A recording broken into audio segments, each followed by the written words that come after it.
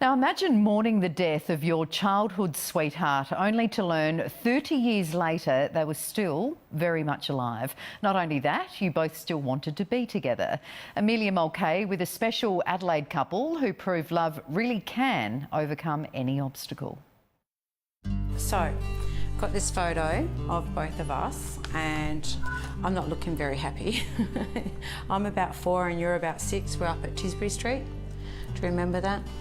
Childhood friends who then became teenage sweethearts. We played like kids do, and then when we started reaching puberty and that, we started having a secret relationship together.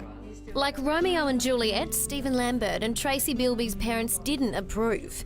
Eventually, Tracy says a family member told her a horrible lie. I was told, unfortunately, that Stephen had passed on. I asked around and I tried to find him, and it just seemed like it was true. It seemed like he dropped off the face of the earth. They both moved on, but other relationships didn't last. Meanwhile, Stephen was dealt a cruel blow when 13 years ago he received a devastating diagnosis. I currently have primary progressive multiple sclerosis, and which has left me blind and obviously in a wheelchair, as you can see.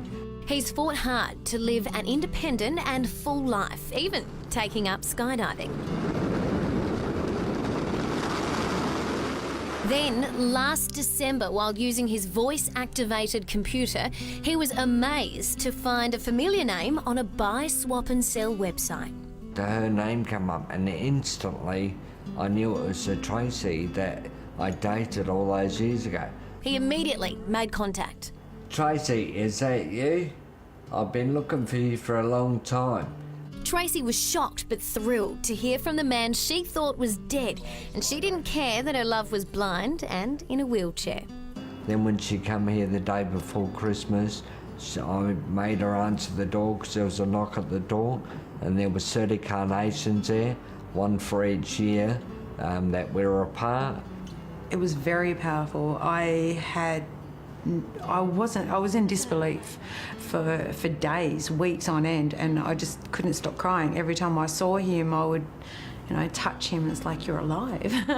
And of course, Tracy doesn't mind there's another woman in Stephen's life, his therapy dog, Kobe.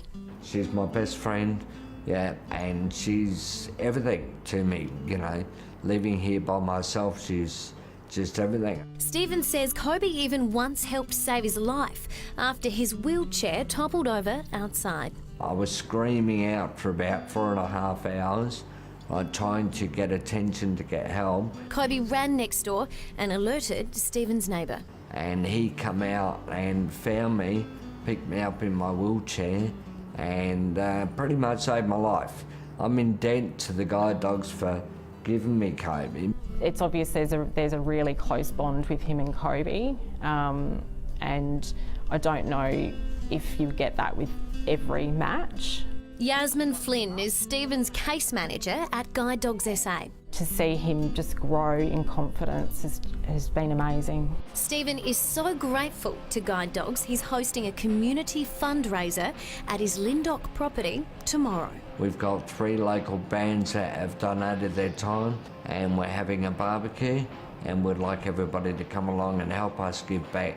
It can cost up to $30,000 to train a dog, and so that's why every bit of money we raise is really important. Of course, almost as important as making up for lost time. We don't want to waste another 30 years.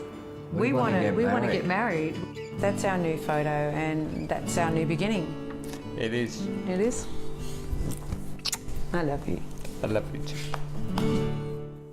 Just beautiful, isn't it? And you'll find details of Stephen's fundraiser on our website and Facebook page as well.